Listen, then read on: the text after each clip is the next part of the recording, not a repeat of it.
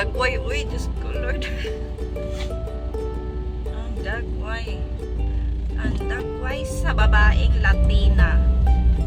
So, ang nangyari kagabi ay pagkatapos ko maglaba ng milyon-milyong toneladang labahin, ay hindi na po ako nakakain.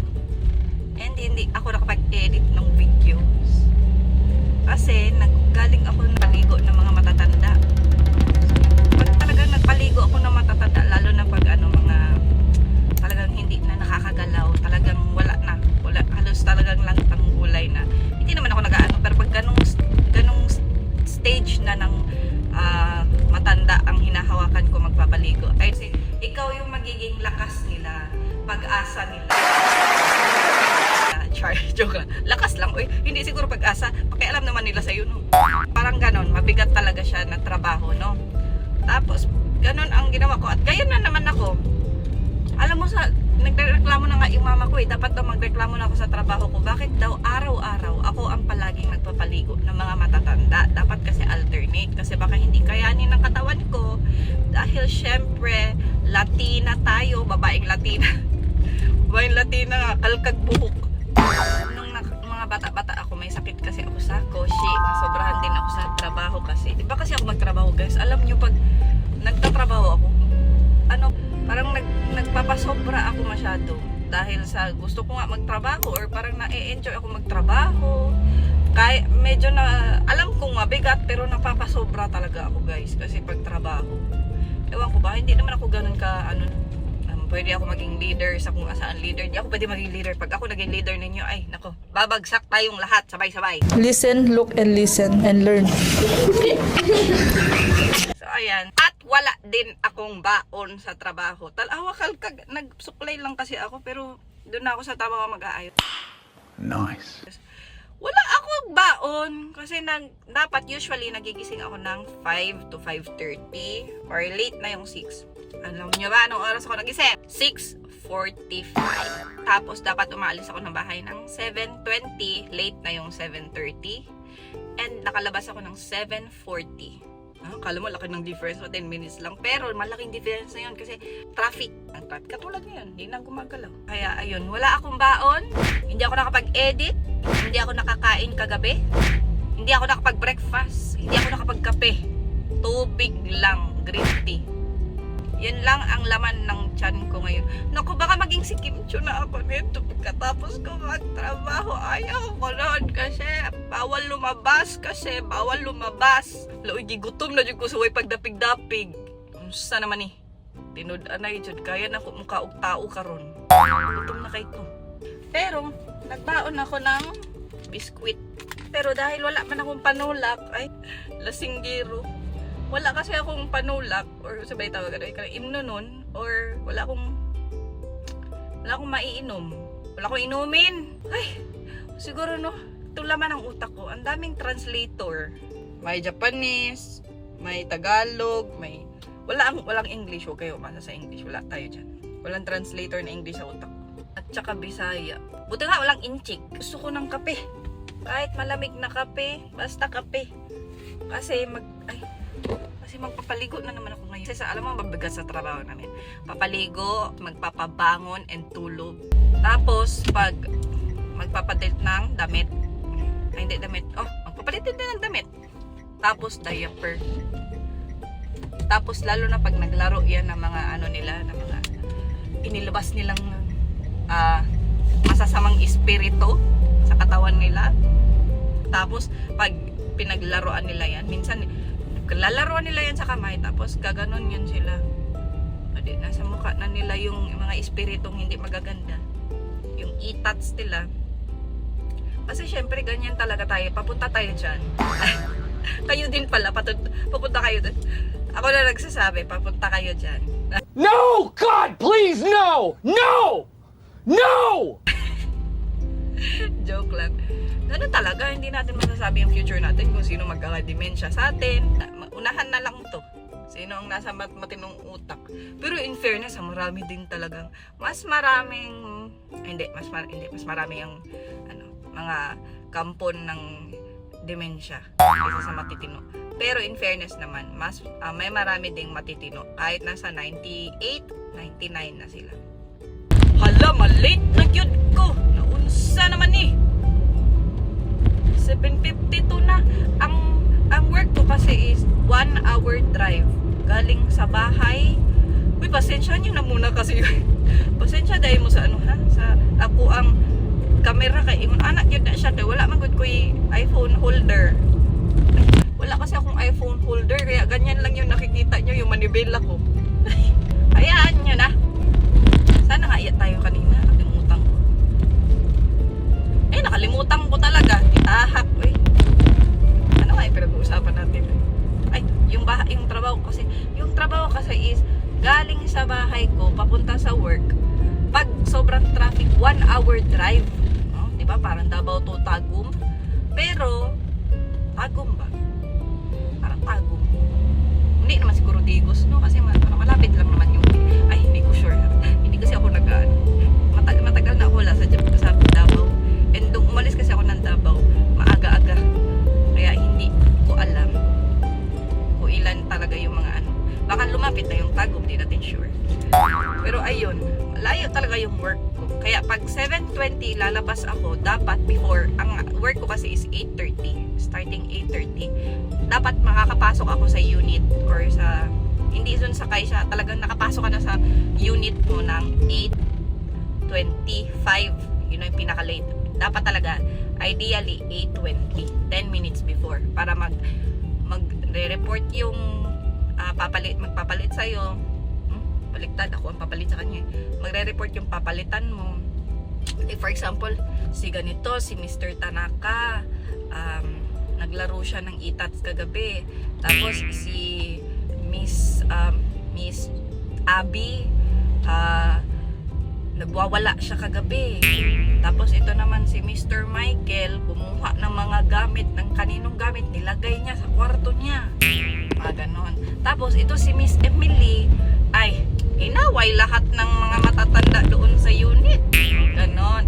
Magre-report yan siya para pagpalit ko sa kanya, ang gagawin ko niyan, sino yung naglaro ng itats kagabi? Face the wall. No! God, please, no! No! No! Char, akala mo nakakatayo sila. Yatay, face the wall. Sino yung nag-away? A few moments later. Alam niyo, ang dami ko nang nakukuhang video. Sa totoo lang, ang dami ko nang na-film.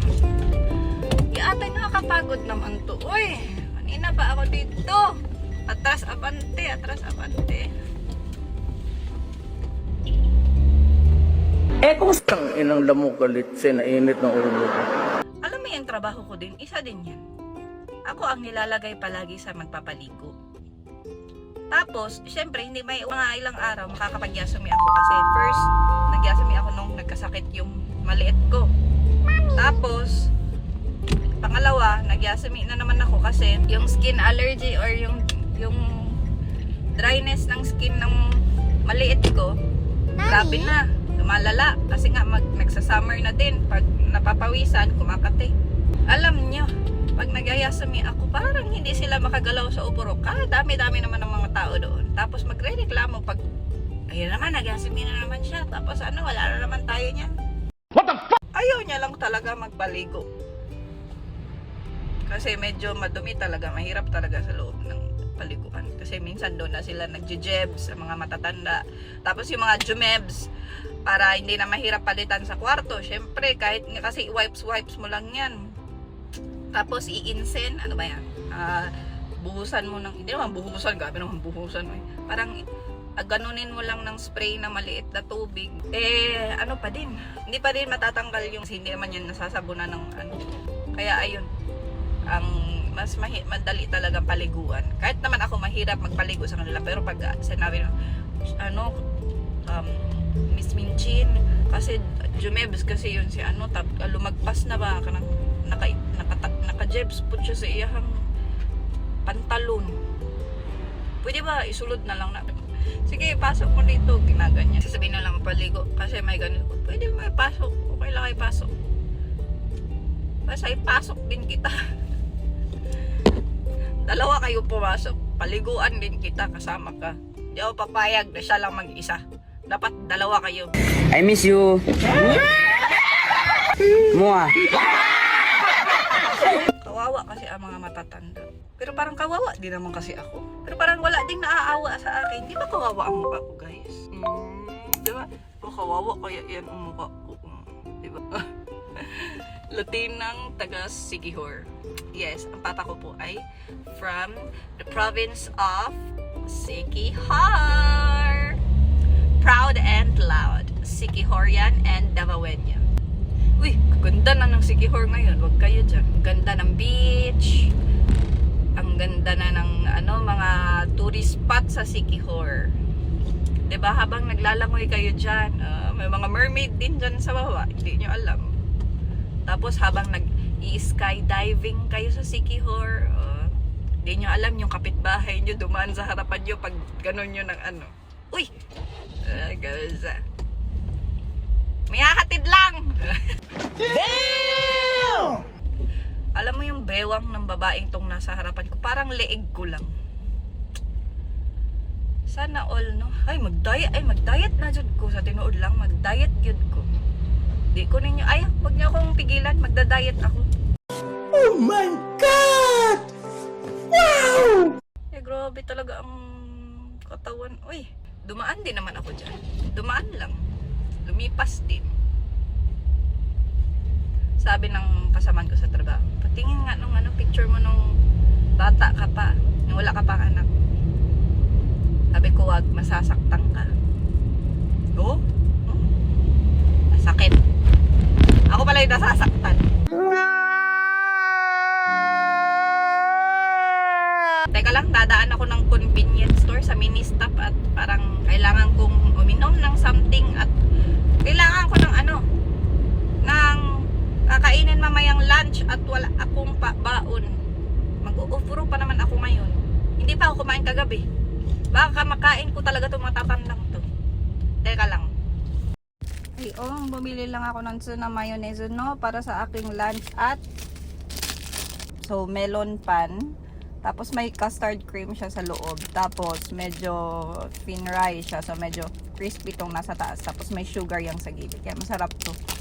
And ang aking breakfast, kape sa umaga. Pati sa gabi. Wait lang. Ay, hindi. Kailangan ko na umidar. Doon, bumili-bili pa ako sa para pang breakfast ko. Tapos hindi ko din naman pala maiinom. Kasi dito, pag naunahan ka ng mga bus na dumaan, ay hindi ka na makakalabas sa convening yun. Ayan na malalaking truck na padating. O diba naunahan ko sila. Brainy ako, Brainy! Listen, look, and listen, and learn. Pero hindi ko na inom kape ko. So parang hindi din ako brainy. Halak ka, 8:18 na. Agi-agi para man ko dito sa convenience ba? Dugay pa kay ko nagpili unsang onigiri ako pilion. So mamaya naman, pagdating ko doon sa trabaho, babalitaan ko kayo na. At magmamadali lang tayo dahil medyo talagang gipit na talaga ako sa oras. A few moments later. Dito na ako. Tingnan natin yung mga chikiting patrol. Kung paano sila mag-react sa akin.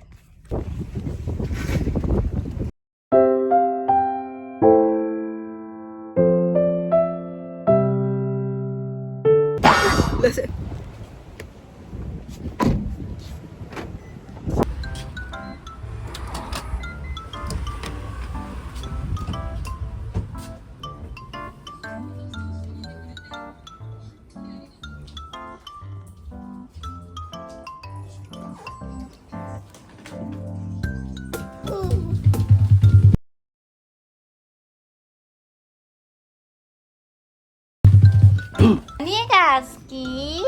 チョコミント。ゆりも、なんだ。おいしい？チョコおいしい？ゆじチョコおいしい？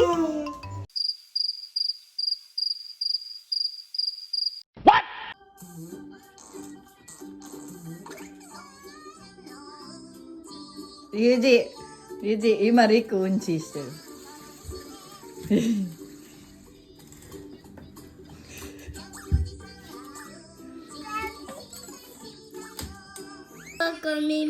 パパはまだ仕事中。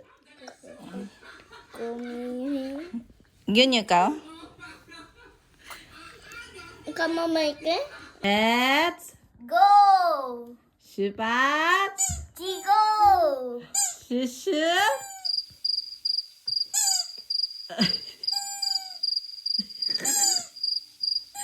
Yan, isa din yan sa trabaho ko. Pero iba kami ng building. Ang building ko is, pero yung kulay ng building namin, ay naku, sasabi mong nagbe-blend siya talaga sa place. Ayan o, yellow.